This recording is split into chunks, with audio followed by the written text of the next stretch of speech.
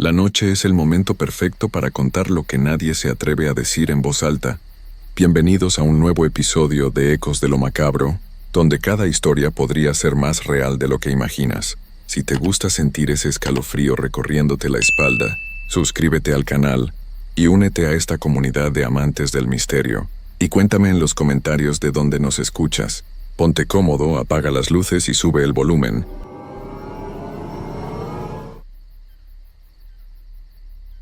Hola queridos suscriptores, hoy les traigo una historia que me mandó uno de ustedes, y déjenme decirles que cuando la leí, se me puso la piel de gallina.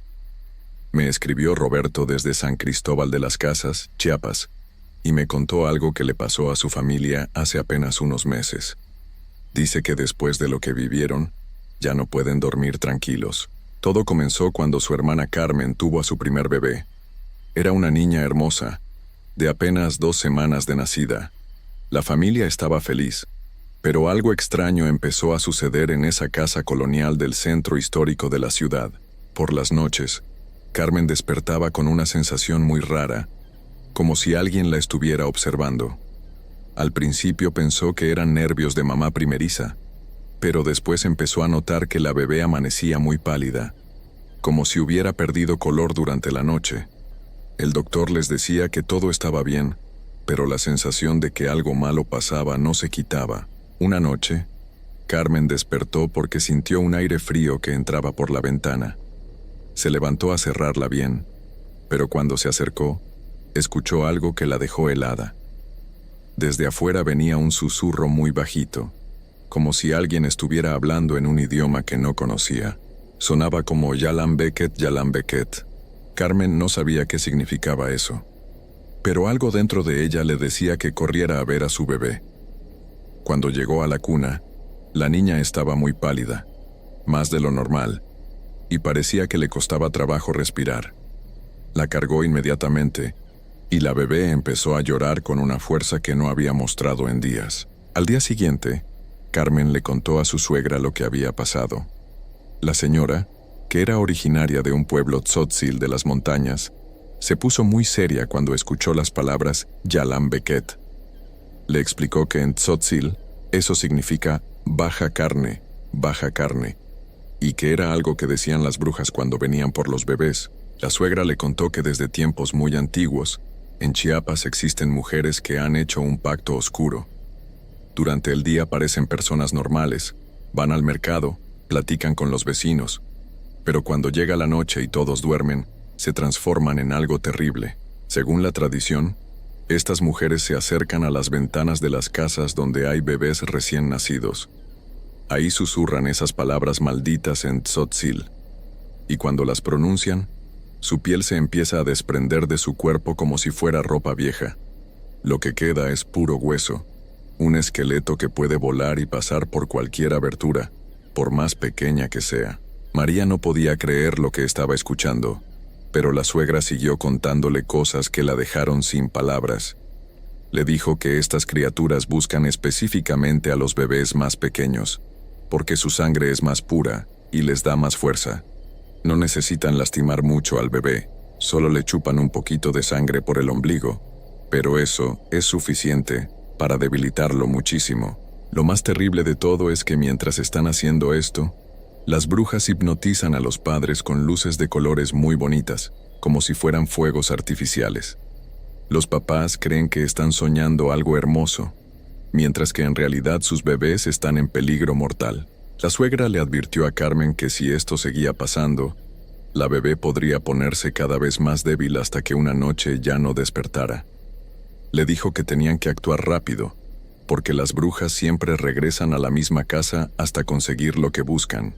Esa misma tarde fueron a buscar a don Esteban, un señor muy mayor del barrio que sabía mucho sobre estas cosas. Don Esteban había vivido toda su vida en San Cristóbal y conocía todas las historias antiguas de la ciudad. Cuando le contaron lo que estaba pasando, asintió con la cabeza como si ya se lo esperara. Les explicó que en el barrio donde vivían, especialmente en esa zona del centro histórico, siempre habían pasado cosas raras. Desde la época colonial, la gente hablaba de mujeres que por las noches se convertían en algo diferente. Algunas eran brujas que habían aprendido artes oscuras de los antiguos habitantes de la región, y otras eran mujeres que habían sido maldecidas por meterse con fuerzas que no debían. Don Esteban les contó que él mismo, cuando era joven, había visto a una de estas criaturas. Una noche que regresaba tarde del trabajo, vio una sombra extraña que volaba sobre los techos de las casas. Al principio pensó que era un ave muy grande, pero cuando se acercó más se dio cuenta de que tenía forma humana, aunque se veía transparente como hecha de humo. La cosa voló hasta una casa donde sabía que vivía una familia con un bebé recién nacido. Don Aurelio se escondió y vio cómo la sombra se metía por una ventana que estaba cerrada, como si fuera de vapor. Se quedó ahí escondido por más de una hora, hasta que vio salir la misma figura, pero ahora se veía más sólida, como si hubiera recuperado fuerzas. Al día siguiente, don Esteban se enteró de que el bebé de esa casa había amanecido muy enfermo, y que los doctores no sabían qué tenía. Los padres decían que durante la noche habían tenido sueños muy extraños, llenos de luces brillantes, pero que se sentían como si no hubieran dormido nada. Después de escuchar toda esta historia, Carmen entendió que lo que le estaba pasando era algo muy serio. Don Esteban le dijo que tenía que proteger a su bebé esa misma noche, porque seguramente la bruja iba a regresar. El señor les explicó que había varias formas de defenderse. Lo primero que debían hacer era conseguir ruda, hierba buena y albahaca morada. Estas plantas tenían un poder especial para ahuyentar a las brujas. También necesitaban sal de grano, de la que se usa para cocinar, y unas tijeras abiertas en forma de cruz. Don Esteban les dijo que pusieran las plantas alrededor de la cuna del bebé, que esparcieran sal en todas las ventanas y puertas de la casa, y que dejaran las tijeras abiertas debajo de la cuna. Pero lo más importante era que Carmen no se durmiera esa noche. Tenía que quedarse despierta vigilando a su bebé, porque solo así podría ver lo que realmente estaba pasando. La suegra se ofreció a acompañarla. Compraron todo lo que don Esteban les había dicho y prepararon la casa antes de que oscureciera. Carmen estaba muy nerviosa, pero sabía que tenía que ser valiente por su hija. Cuando llegó la medianoche, todo estaba muy silencioso en el barrio. Carmen y su suegra estaban sentadas junto a la cuna, tomando café para mantenerse despiertas. De repente, empezaron a escuchar unos pasos muy ligeros en el techo de la casa, como si alguien estuviera caminando arriba de ellas. Los pasos se movían lentamente de un lado a otro, como si estuvieran buscando algo. Después todo se quedó en silencio por unos minutos. María pensó que tal vez había sido un gato o algún animal, pero su suegra la tranquilizó y le dijo que esperara. A las 2 de la mañana, empezaron a ver unas luces muy extrañas que se filtraban por las cortinas. Eran luces de muchos colores que se movían como si estuvieran bailando. Carmen sintió mucho sueño de repente, como si algo la estuviera jalando hacia el mundo de los sueños. Su suegra también empezó a cabecear, pero entonces recordaron las palabras de don Esteban y se pellizcaron para mantenerse despiertas. Fue en ese momento cuando escucharon el susurro que Carmen ya conocía. Ya Alam Becket, ya Alam Becket. Solo que esta vez sonaba más cerca, como si viniera de la ventana del cuarto del bebé.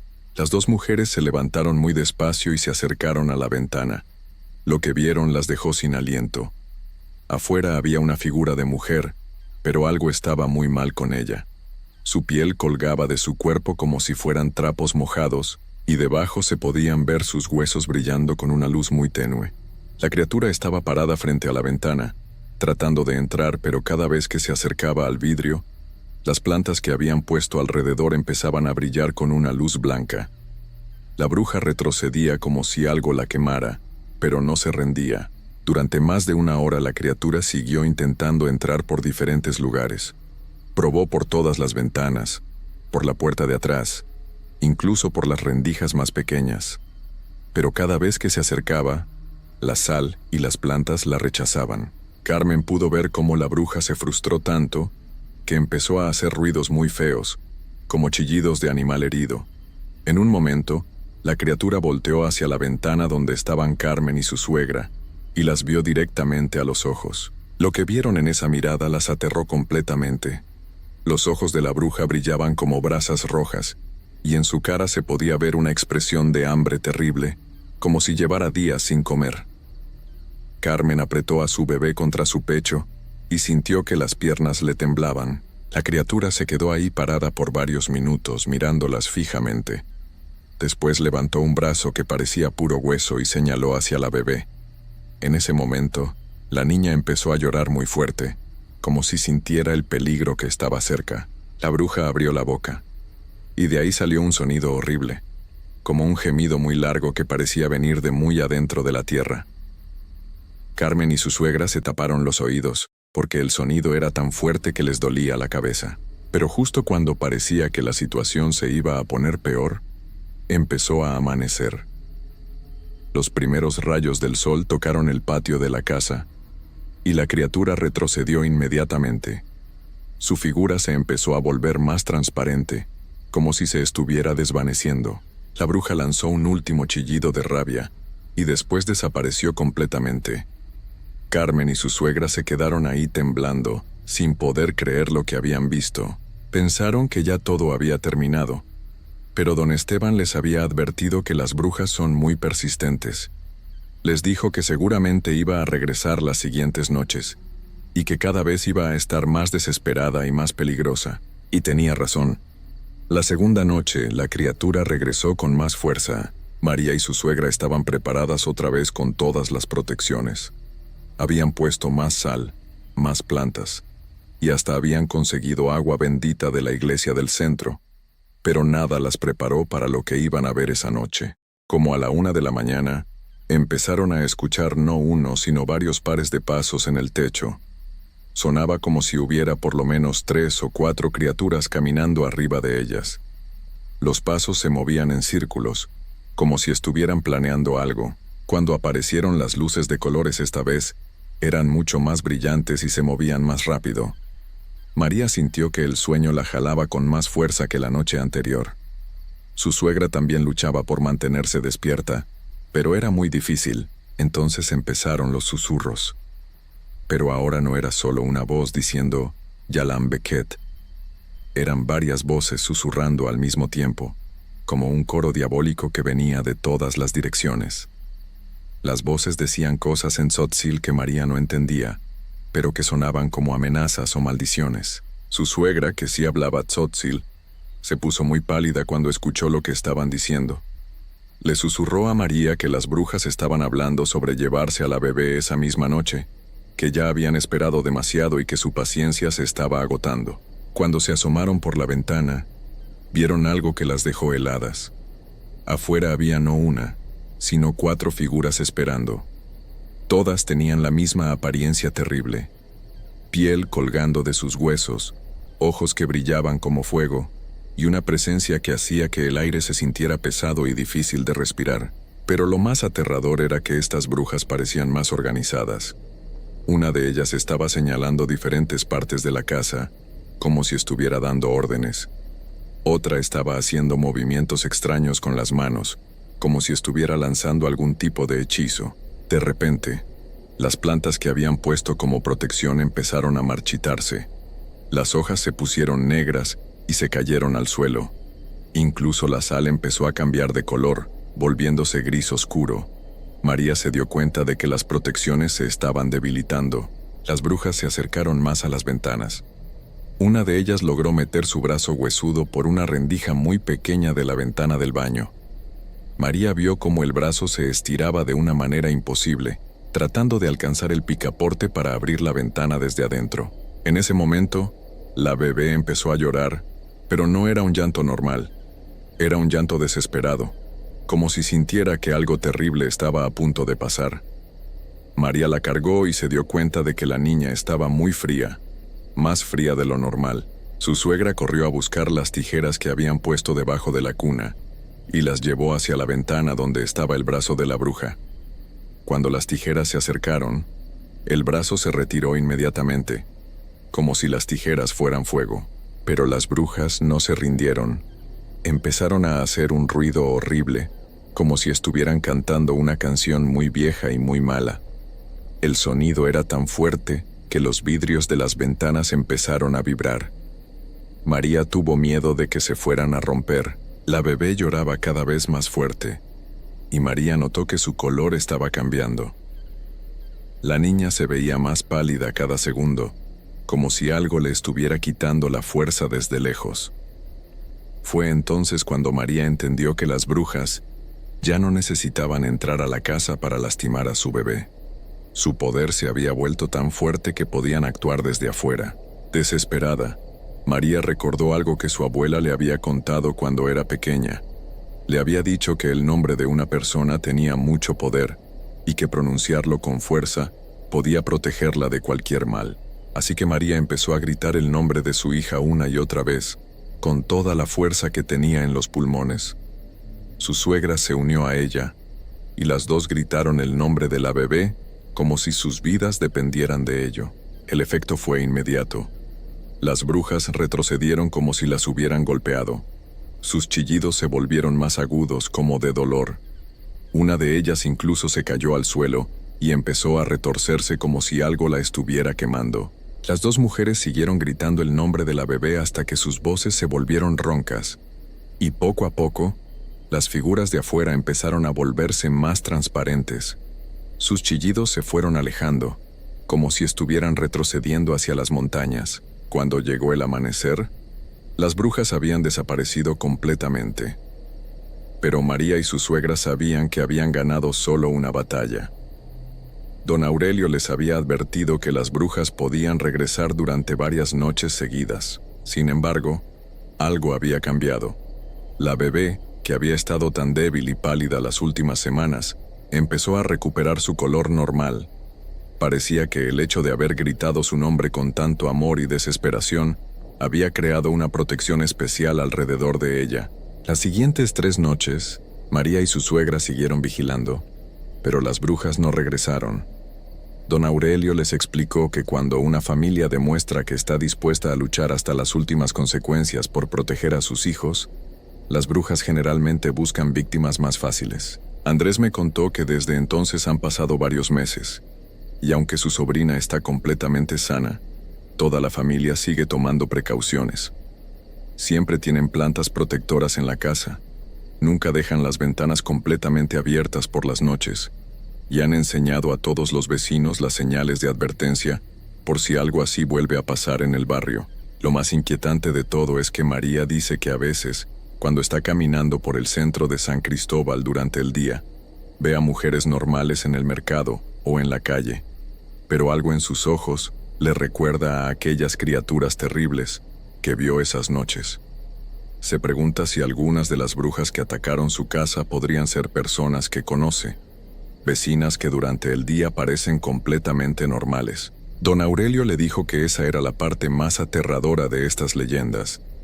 Las brujas no son monstruos que viven en cuevas oscuras, son mujeres que viven entre nosotros, que tienen trabajos normales, familias, y que nadie sospecharía jamás de ellas. Andrés terminó su carta diciéndome que después de vivir esto, toda su familia entiende por qué estas leyendas han sobrevivido durante tantos siglos en Chiapas. No son solo historias para asustar a los niños. Son advertencias reales sobre peligros que todavía existen en las noches oscuras de las montañas chiapanecas. Y suscriptores, déjenme decirles que después de investigar más sobre estas leyendas, descubrí que la historia de Andrés no es única. Hay muchos otros testimonios similares por todo el estado de Chiapas. Familias que han vivido experiencias parecidas, bebés que han enfermado misteriosamente, y protecciones tradicionales que han funcionado cuando la medicina moderna no encuentra explicaciones.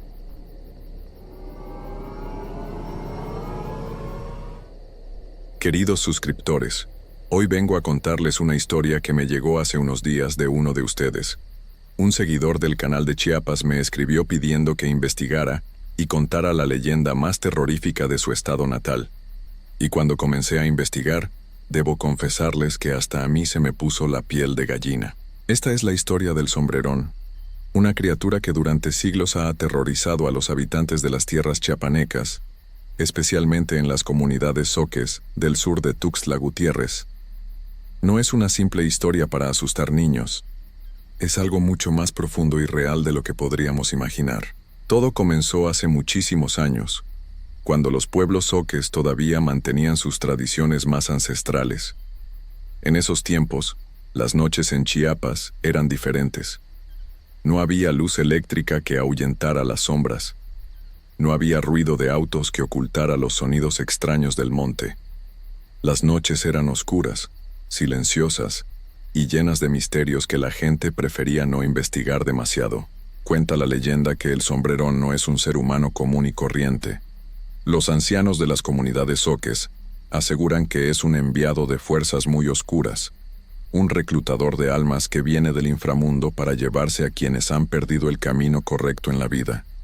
Dicen que se aprovecha de la ingenuidad, de la ignorancia, pero sobre todo, de la avaricia de las personas.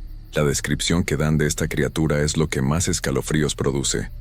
Imaginen por un momento estar caminando por un sendero solitario al caer la noche. De pronto, entre las sombras de los árboles, ven la silueta de un hombre extremadamente alto. Pero no es su altura lo que más impacta, sino su presencia imponente y perturbadora. Este ser mide más de 2 metros de estatura, con un cuerpo fornido que parece hecho para infundir respeto y terror a partes iguales. Viste siempre un traje completamente negro, tan elegante como el de un caballero de la alta sociedad, pero con detalles que lo hacen único y aterrador. Las solapas de su saco están adornadas con botones de oro puro que brillan incluso en la más profunda oscuridad, como si tuvieran luz propia. Sus botas son enormes, desproporcionadas para cualquier ser humano normal. Están hechas de cuero negro y pulido, y cada una está equipada con espuelas de plata que producen un sonido muy particular al caminar. Es un tintinear metálico que resuena en el silencio de la noche, anunciando su presencia mucho antes de que puedas verlo. Los que han escuchado ese sonido dicen que una vez que lo oyes, ya es demasiado tarde para huir. Pero lo que más terror causa es su sombrero. Un sombrero negro de ala ancha que es tan grande que parece imposible que una cabeza humana pueda sostenerlo.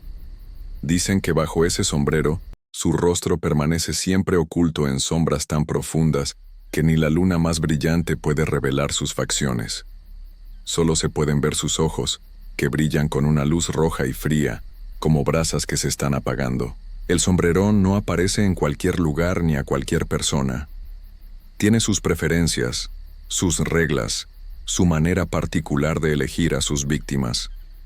Los relatos más antiguos cuentan que frecuenta especialmente los caminos solitarios que conectan las comunidades zoques, esos senderos polvorientos, donde la gente debe caminar largas distancias para ir de un pueblo a otro. También se le ha visto en las cuevas de la región, esas cavernas naturales que se abren en las montañas chiapanecas, como bocas oscuras que parecen tragar la luz. Los lugareños saben que no deben acercarse a estas cuevas después del atardecer, porque es ahí donde el sombrerón tiene su territorio predilecto. Pero su lugar favorito de aparición son las encrucijadas, esos puntos donde se cruzan los caminos y donde los viajeros deben decidir qué dirección tomar. Dicen que es en esos momentos de duda, cuando una persona está perdida tanto física como espiritualmente, que el sombrerón hace su aparición. La primera vez que alguien se encuentra con él, la experiencia es siempre la misma. Aparece de la nada, como si las sombras mismas hubieran tomado forma humana. No hace ruido al acercarse, excepto por el tintinear constante de sus espuelas de plata. Su presencia es tan impresionante que la mayoría de las personas quedan paralizadas de terror, incapaces de moverse o de gritar. Entonces habla. Su voz es profunda, aterciopelada, casi hipnótica. No grita ni amenaza, simplemente conversa, como si fuera el encuentro más natural del mundo. Pregunta hacia dónde se dirige la persona, si necesita ayuda, si está perdida. Su manera de hablar es tan educada y refinada que muchos llegan a sentirse cómodos, olvidando por un momento el terror inicial que les causó su aparición. Esta es precisamente su estrategia. El sombrerón no es un monstruo que ataque con violencia. Es mucho más sutil, mucho más peligroso. Es un maestro de la persuasión, un seductor de almas que sabe exactamente qué decir para que las personas bajen la guardia. Los encuentros con el sombrerón siempre siguen un patrón muy similar. algo que he podido comprobar al escuchar los testimonios que se han pasado de generación en generación en las comunidades zoques. Después de esa primera conversación aparentemente inocente, donde la criatura se muestra educada y servicial, viene la verdadera trampa. El sombrerón siempre hace una oferta. No importa quién seas o qué necesites en ese momento de tu vida, él parece saber exactamente qué es lo que más deseas. Si eres pobre, te ofrece riquezas inmensas. Si estás enfermo, te promete salud perfecta. Si has perdido a alguien querido, te asegura que puede devolvértelo. Sus ofertas son tan tentadoras que resulta casi imposible rechazarlas. Doña Carmen, una anciana de 85 años de la comunidad de Copolla, me contó la historia de su tío Evaristo cuando era joven. Era el año de 1940 y algo, cuando Evaristo tenía que caminar todos los días desde su pequeña milpa hasta el pueblo para vender maíz.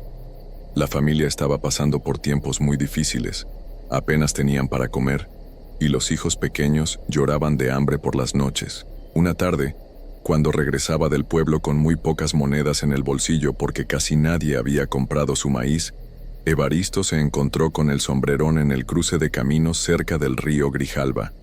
Al principio sintió tanto miedo que no podía ni respirar bien. Pero la criatura le habló con tanta dulzura, le preguntó por su familia con tanta preocupación aparente, que poco a poco, Evaristo se fue calmando. El sombrerón le dijo que podía ver el sufrimiento en sus ojos, que sabía lo difícil que era mantener a una familia sin tener suficiente dinero. Entonces, le hizo la oferta. Le prometió que si aceptaba trabajar para él, su familia nunca más volvería a pasar necesidades.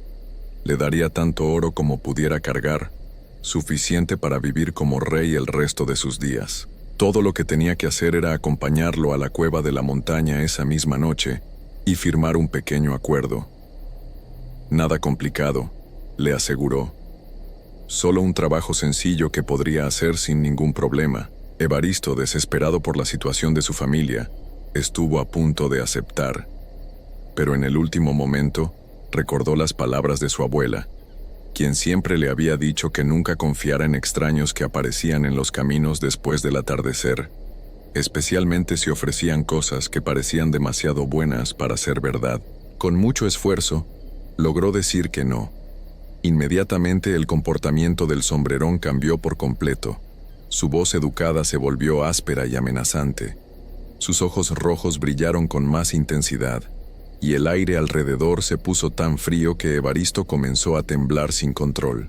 La criatura le dijo que estaba cometiendo un grave error, que su familia seguiría sufriendo por su cobardía, que tendría muchas oportunidades de arrepentirse de su decisión.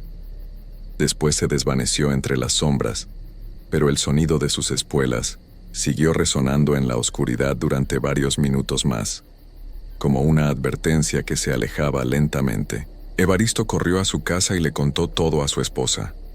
Esa misma noche, la familia completa se reunió a rezar hasta el amanecer. Los días siguientes fueron aún más difíciles de lo normal, como si una mala suerte extraña hubiera caído sobre ellos.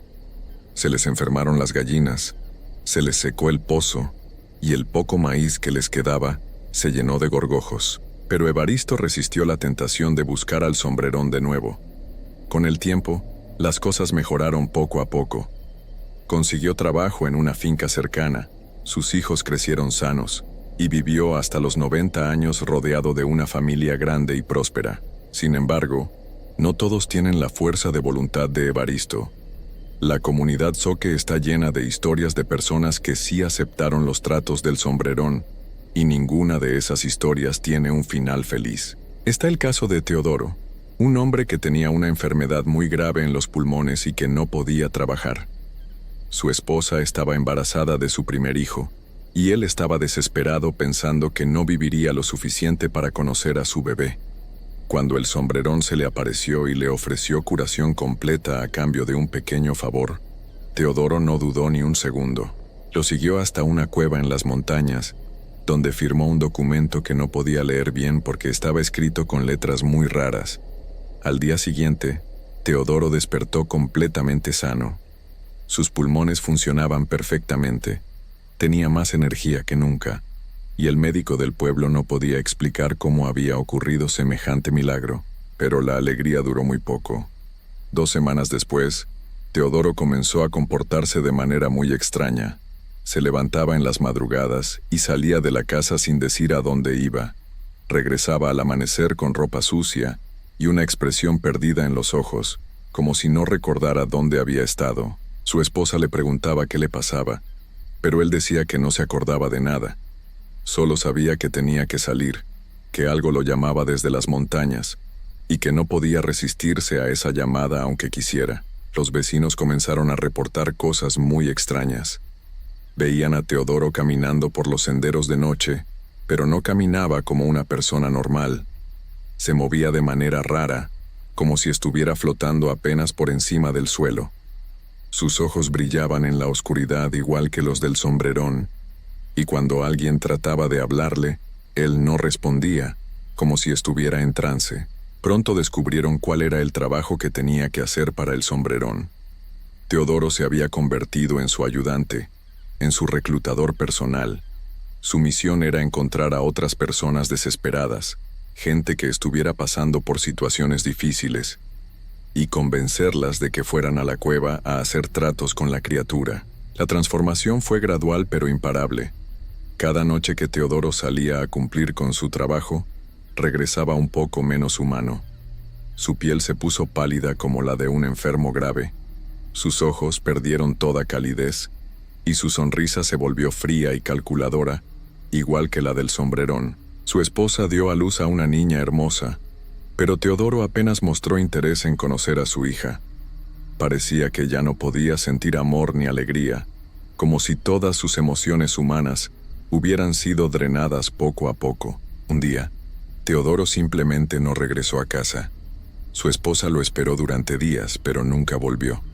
Los hombres del pueblo organizaron una búsqueda que duró semanas. Revisaron cada cueva, cada barranco, cada rincón de la montaña. Nunca encontraron ni rastro de él, pero los encuentros con el sombrerón no terminaron. De hecho, se volvieron más frecuentes.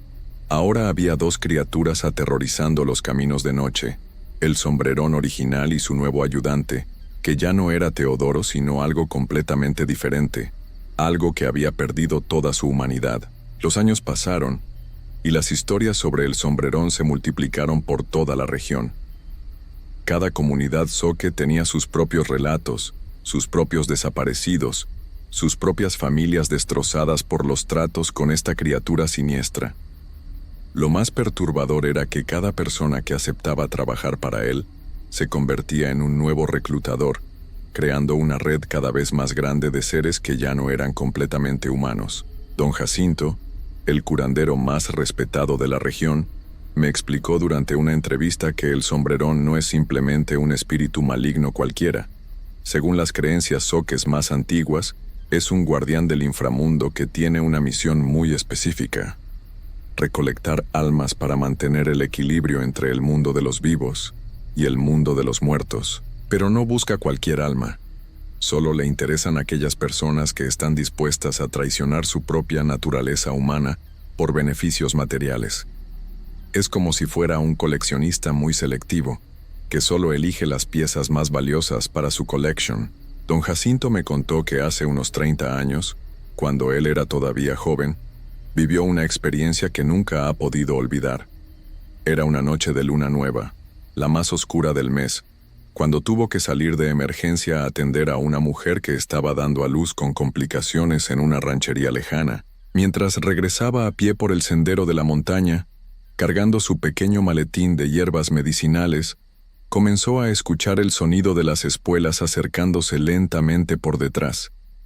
Al principio pensó que era algún jinete que viajaba de noche, algo común en aquellos tiempos, pero cuando volteó para saludar no vio ningún caballo. Solo había una silueta inmensa que caminaba entre las sombras, con ese sombrero gigantesco que parecía tragarse toda la luz de las estrellas. Don Jacinto sintió como si el aire se hubiera vuelto más espeso, más difícil de respirar, y un frío extraño comenzó a subirle desde los pies hasta la cabeza. El sombrerón se acercó con esa elegancia aterradora que lo caracteriza, y le habló con una voz tan suave que parecía un susurro amplificado.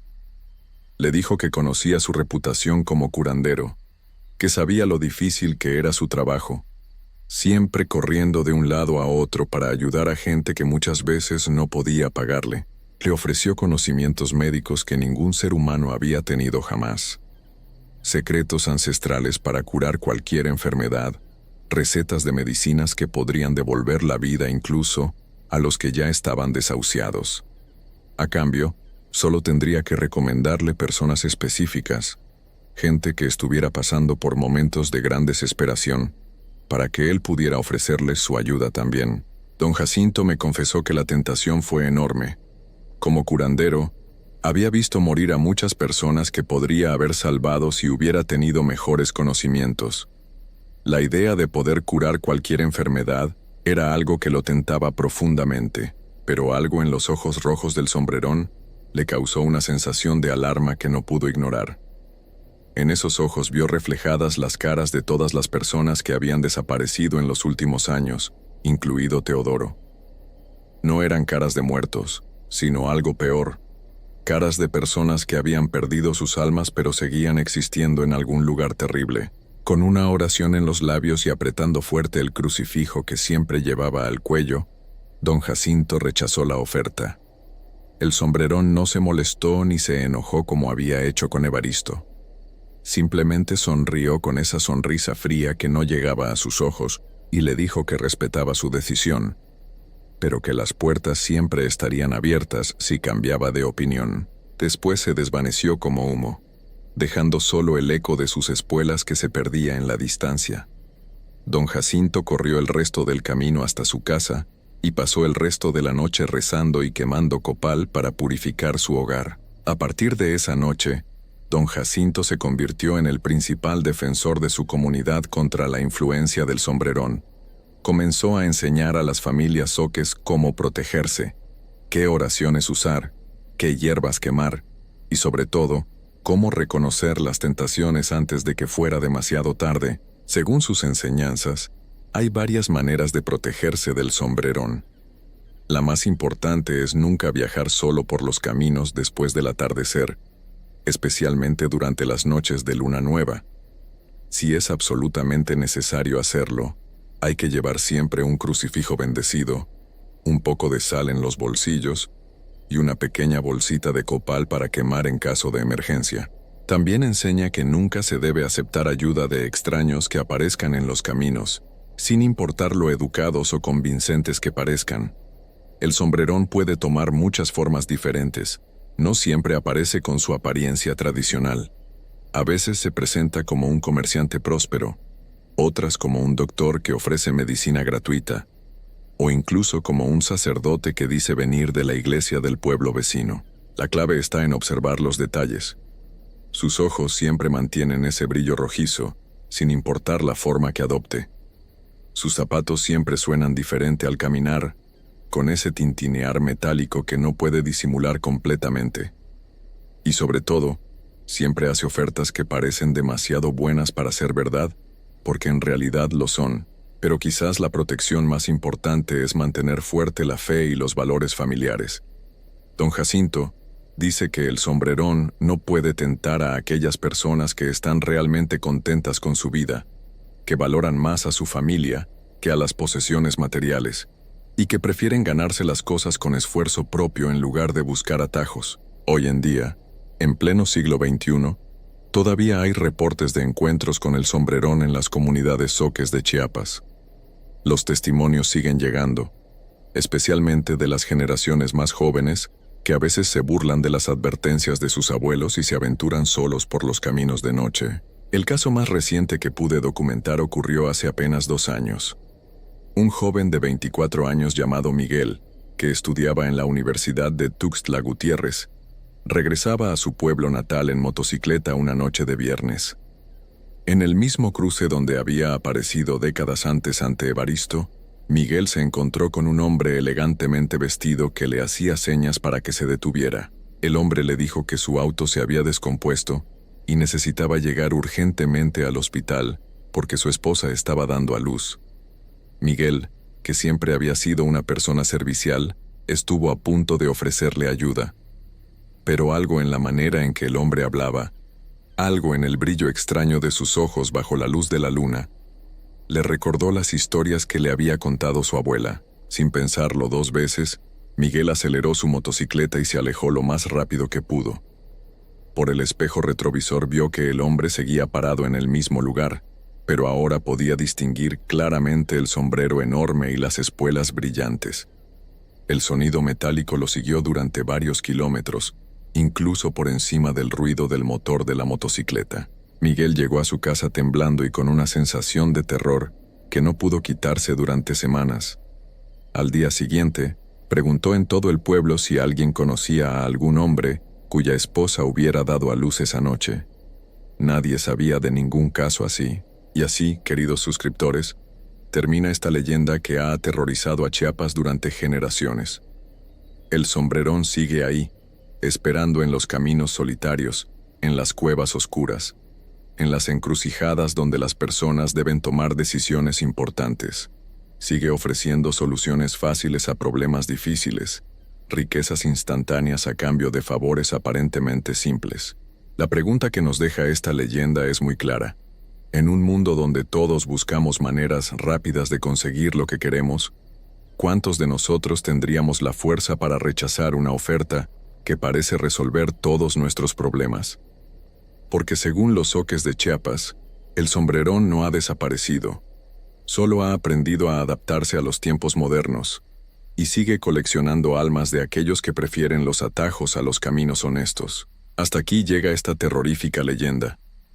Espero que la hayan disfrutado, y sobre todo, que la recuerden la próxima vez que se encuentren solos en un camino oscuro, y alguien demasiado elegante les ofrezca ayuda. No olviden suscribirse al canal y activar la campanita de notificaciones para más historias como esta.